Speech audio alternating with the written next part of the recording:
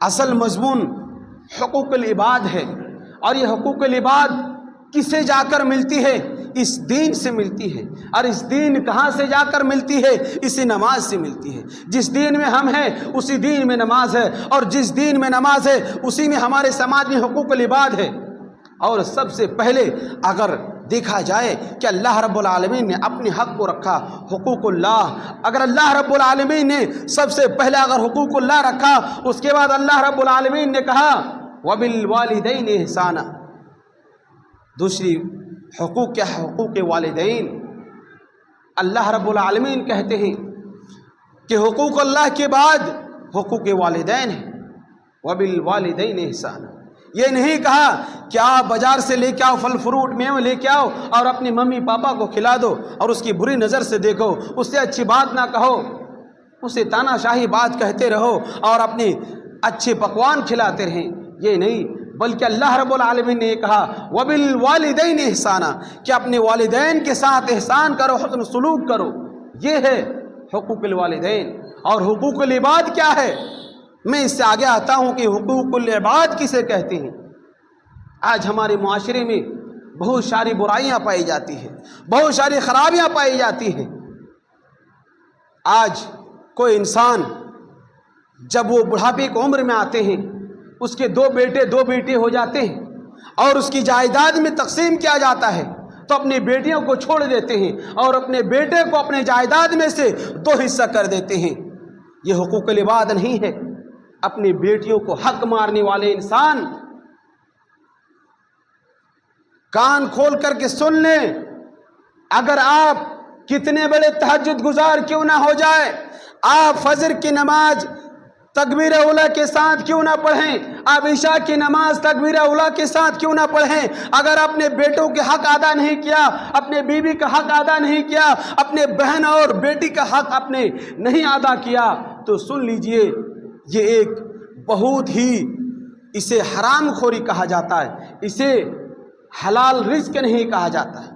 جس انسان کا، جس بھائی کا، جس بہن کا، جس بیٹی کا آپ نے زمین کا حصہ نہیں دیا، آپ نے اس چیز کا حصہ اپنے پاس رکھ لیا، اسی زمین سے اللہ رب العالمین آپ کو رزق دیتا ہے، وہ رزق آپ کے لیے حرام ہو جاتا ہے۔ اور حرام رزق اپنے اندر، اپنے پیٹ کے اندر لینے کے بعد کوئی عبادت قابل قبول نہیں ہے۔ میں چیلنج کے ساتھ یہ کہتا ہوں، اگر آپ کے اندر کوئی بھی حرام چیز آپ کے اندر آتے ہیں اور اس چیز کو یوز کرتے ہیں، آپ تہجد گزار ہو جائے، آپ حاجی بن جائے، نمازی بن جائے، مصلین بن جائے، آپ کسی بھی عالم، کسی بھی علماء سے جا کر یہ پوچھیں کہ ہم نے حرام کاموں میں ملوث ہے، ہم جو خوراک کھاتے ہیں، ہم جو لباس پہنتے ہیں، یہ حرام کی کمائی سے لباس پہنتا ہوں، کیا اس لباس سے ہماری نماز قبول ہو جائے گی؟ کیا اس لباس سے، جو حرام کی پیسوں سے ہم نے حج کے لیے احرام خریدی ہے، اس احرام سے کیا ہماری حج قبول ہو جائے گی؟ اپنے دل میں ہاتھ رکھیں اور کسی انسان کو جو معتبر انسان ہے اس انسان سے یہ سوال کریں کہ ہماری حج قبول ہو جائے گی، یا ہماری نماز قبول ہو جائے گی، یا ہماری عبادت قبول ہو جائے گی؟ اللہ رب العالمین سے ہمیشہ دعا کرنا چاہیے کہ اللہ رب العالمین کلام مجید کے اندر ارشاد فرماتے ہیں رزق حلال کے بارے میں۔ یہاں پر اللہ رب العالمین نے ایمان والوں نے ہی کہا، اللہ رب العالمین نے اے لوگوں کہا، یا ایھا الناس کلوا مما فی الارض حلالا طیبا، کہ اے انسانوں، اے لوگوں، تم حلال رزق کو طلب کرو، کیونکہ اسی حلال رزق سے تمہاری زندگی ہے، اور یہ رزق کا مالک کون ہے؟ اللہ ہے، رزاق ہے، اور یہ رزق آپ تک کہاں سے پہنچتی ہے؟ وہ آسمان سے آتی ہے۔ آسمان سے اللہ رب العالمین بارش کو برساتا ہے، اور جس زمین میں آپ کا رزق ہے وہ آسمان سے ہی آتا ہے، اور آسمان میں ہی ہمارا مالک ہے، ہمارا خالق ہے، ہمارا رزاق ہے۔ آج جس رزق کو کھاتے ہیں، جس پیسے سے ہم اپنے اچھے لباس لے کے آتے ہیں، جس رزق سے، جس پیسے سے ہم گھر و بار بناتے ہیں، آپ تصور کیجئے کہ وہ پیسہ کون سی पैसे से हम बनाए हैं, कैसी कहाँ से पैसा आया और किस तरीके से आया, ये हमने कभी टटोला नहीं, ये हमने कभी फिक्र नहीं किया। आगे अल्लाह रब्बुल आलमीन इरशाद फरमाते हैं, अल्लाह रब्बुल आलमीन हराम कमाई एक संगीन जुर्म है। अल्लाह रब्बुल आलमीन इरशाद फरमाते हैं, या अय्युहन्नासु आमनू या अय्युहल्लज़ीना आमनू ला तअकुलू अम्वालकुम बैनकुम बिल बातिल। ऐ लोगो सुन लो, जिसने भी किसी का ज़मीन, किसी का माल, किसी का पैसा, किसी का जायदाद नाजायज़ तरीके से हड़प लिया और वो इंसान अपने अंदर अपने कब्जे में वो फैसला लेने के लिए मुखिया, सरपंच, समिति जो हाकिम हैं उनको रिश्वत देकर उन चीज़ों को शामिल किया, वो रिश्वत लेने वाला भी उन चीज़ों में शामिल है। गोया कि हदीस में आता है और ये सही हदीस की है, जिसने एक ज़र्रा बराबर किसी की ज़मीन, किसी का रुपया पैसा जिसने गलत तरीक़ों से अपने आप को हड़प लिया, ये ज़मीन कल क़यामत के दिन उहुद पहाड़ जो बोले जाते हैं, तमाम दुनिया में जितने भी पहाड़ हैं उससे भी ज़्यादा पहाड़ बनाकर उन माल को जमा करके उसके गले में लटका दिया जाएगा और कहेगा तुमने जबरन किसी की संपत्ति में, किसी का पैसा, किसी का माल और दौलत में कब्जा किया था, लो यही तुम्हारा, जिसको तुमने नाजायज़ तरीके से तुमने हड़प लिया था। मैं इस वाक़या के बारे में, हुकूक़ुल इबाद के बारे में एक किताब जो किताबुल कबाइर है और अल्लामा ज़हबी रहमतुल्लाह अलैह अपनी किताब किताबुल कबाइर के अंदर ये दर्दनाक मशहूर सा वाक़या दर्ज करते हैं। अल्लामा ज़हबी रहमतुल्लाह अलैह अपनी किताब किताबुल कबाइर बहुत मुअतबर किताब है और ये आलिम बहुत ही बासलाहियतमंद आलिम है। अपनी किताब के अंदर एक वाक़या बयान करते हैं कि एक शख्स नदी के किनारे मछली मार रहे थे। वो इंसान को एक बड़ा सा मछली हाथ लगा और वो खुशी से फूले न समाये उस मछली को लेकर अपने घर की तरफ जा रहे थे। बड़ा सा मछली, वो अपने मन ही मन में सोच रहे थे, हमारे बाल बच्चे इस वाक़या को गौर से सुने। इस वाक़या के अंदर कई सारी बातें आपको इबरत के तौर पर मिल जाएगा। अल्लामा ज़हबी रहमतुल्लाह अलैह किताबुल कबाइर के अंदर ये दर्ज करते हैं कि वो इंसान जब मछली को लेकर अपने घर की तरफ जाते हैं, जब वो इंसान अपने घर की तरफ रवाना हो जाते हैं, एक जालिम शख्स, एक ताकतवर शख्स आते हैं और आकर उस इंसान से, गरीब इंसान से पूछते हैं तुम्हारे पास क्या है? तो उसने कहा मेरे पास एक मछली है। वो जालिम इंसान उस मजलूम से मछली को छीन लेता है, छीना झपटी करने लगते हैं, उससे छीनना चाहते हैं, लेकिन वो इंसान, वो गरीब बेचारे ताकतवर नहीं थे और ये जालिम शख्सियत इतने ताकतवर थे। उसका मछली जब छीन रहा था तो उसका हाथ का अंगूठा किसी तरीके से उस इंसान के मुंह में चला गया और जब उस इंसान के मुंह में चला गया, वो मछुआरे, वो इंसान काट लिया, उसके अंगूठे को काट लिया। लेकिन वो इंसान जालिम, इतना जालिम था, इतना ताकतवर था कि उस इंसान से फिर भी मछली को छीन लिया और अपने हाथ को निकाल लिया और ये मछली लेकर रवाना होने लगे। वो इंसान कहने लगे, ऐ जालिम शख्स, मेरे घर में कई दिनों से खाना नहीं है, हमने ये तमन्ना किया था कि ये मछली ले जाएंगे, हमारी बीवी बाल बच्चे को खिलाएंगे, हमने कितने खुशी से ये मछली मिला था और तुम ये जालिम, तुम इस मछली को छीन कर लेके जा रहे हो। लेकिन उस इंसान ने, उस जालिम इंसान ने कोई बात नहीं सुनी, अनसुनी कर दिया और लेकर चले गए। जब वो इंसान आग से उजल हो गया तो ये इंसान, ये गरीब इंसान आसमान की तरफ निगाह उठाते हैं और अल्लाह से दुआ करते हैं, अय अल्लाह, जो इंसान हमारे मछली को ले गए, हमारी बीवी बच्चे को हक को छीन कर ले गए, हमारी बीवी बच्ची को पेट में लात मार करके ले गए, अल्लाह तो इसका अज्र, अल्लाह तो इसका इम्तिहान ले लेना इस दुनिया के अंदर। अय अल्लाह तू दिखा देना लोगों को कि इस इंसान ने हमारे साथ गलत किया। अल्लाह आसमान की तरफ ये इंसान निगाह उठाकर अल्लाह से दुआ करते हैं कि अल्लाह तू इस दुनिया के अंदर इस दिखा दे कि ताकि तू इबरत बन जाए।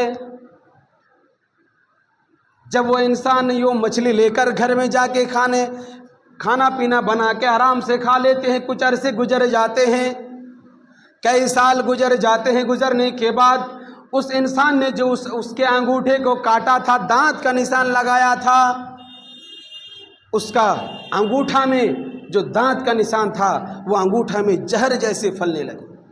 तो इंसान ने सोचा कि आखिर हमारी उंगली में क्या हो गया, क्योंकि वो इंसान तकरीबन 2.5-2 साल गुजर गया था, 2.5-2 साल का अरसा गुजर गया था।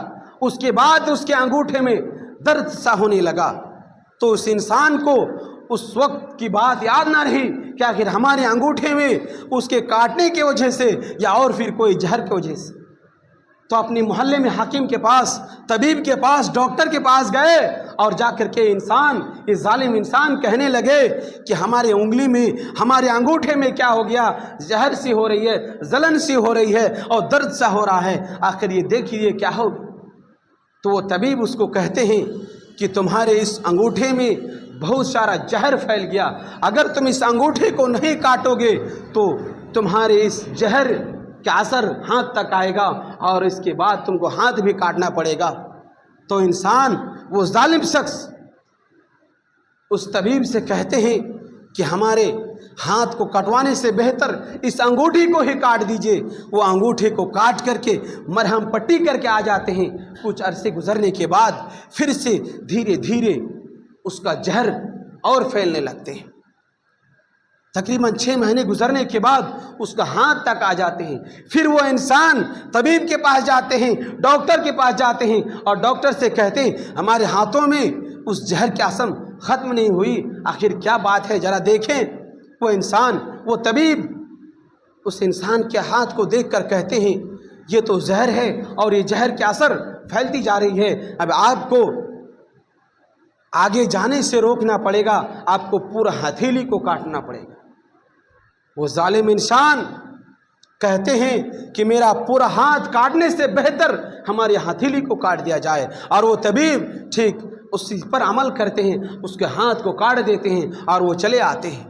फिर कुछ अरसा गुजरने के बाद उसका जहर ख़त्म नहीं होता, फिर धीरे धीरे उसके कहने तक आ जाते हैं, कोहने तक आ जाता है और वो फिर डॉक्टर के पास जाते हैं, उसी तबीब के पास जाते हैं जिससे हाथ कटवाया, अंगूठे कटवाया और जाकर के ये कहने लगे कि आखिर हमारे हाथों में ये कौन सी जहर फैल गई कि जब हाथ काट देते, हथेली काट दे, फिर भी उसका जहर ख़त्म नहीं होता। इस वाक़या को गौर से सुने।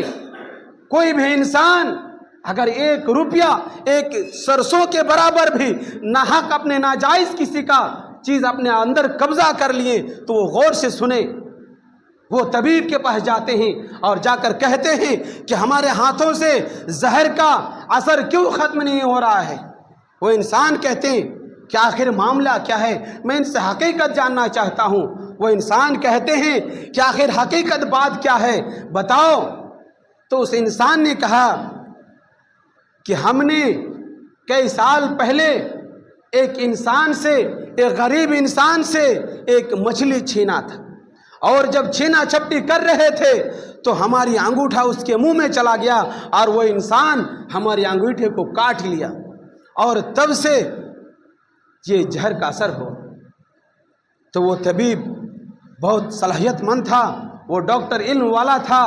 उस इंसान को कहा कहीं न कहीं उस इंसान ने तुम्हारे हक में बद्दुआ किया, तुम उस इंसान को ढूंढो और जब तक वो इंसान तुम्हें माफ़ ना कर दे, वो इंसान को ढूंढो, वो मछुआरे को ढूंढो, जब तक वो इंसान, वो मछुआरे, वो गरीब, वो मजलूम जिसने तुम पर जुल्म किया, वो मजलूम को ढूंढो और जब तक उसको ढूंढकर तुम इसका माफ़ी तलाफ़ी ना ले लोगे तब तक तुम्हारी जिस्म में ये जहर फैलती रहेगी और फैलते फैलते तुम मर जाओगे, तुम्हारे जिस्म के अंदर जाएगा और मर जाओगे।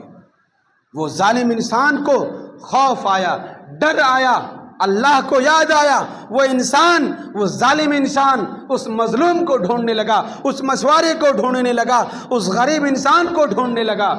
ڈھونڈتے ڈھونڈتے تقریباً 2.5 مہینے تک اس کو ڈھونڈا، اور ڈھونڈنے کے بعد وہاں تک جا پہنچا اور کہنے لگا، اے غریب انسان، اے مظلوم، ہم نے تم پر ظلم کیا تھا، اللہ کے واسطے ہمیں معاف کر دو۔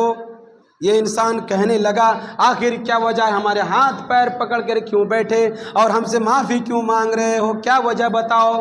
وہ انسان کہتے، وہ ظالم انسان کہتے ہیں، اے بھائی آپ یاد کرو، کچھ سال پہلے آپ نے ایک مچھلی لے کے جا رہے تھے، اس راستے سے ہم نے تمہارے ہاتھوں سے مچھلی کو چھین لیا تھا اور ہمارے ہاتھ تمہارے منہ میں آیا تھا، تم اپنے دانتوں سے ہمارے انگوٹھے کو کاٹ لیا تھا، اور تب سے میں پریشان ہوں، ہمارے ہاتھوں میں زہر پھیل رہا ہے، طبیبوں سے علاج کرا رہے ہیں، ڈاکٹروں سے علاج کرا رہے ہیں، کوئی اثر نہیں ہو رہا، جب تک آپ معاف نہیں کرو گے تو یہ ہمارے جسم سے زہر ختم نہیں ہوگا۔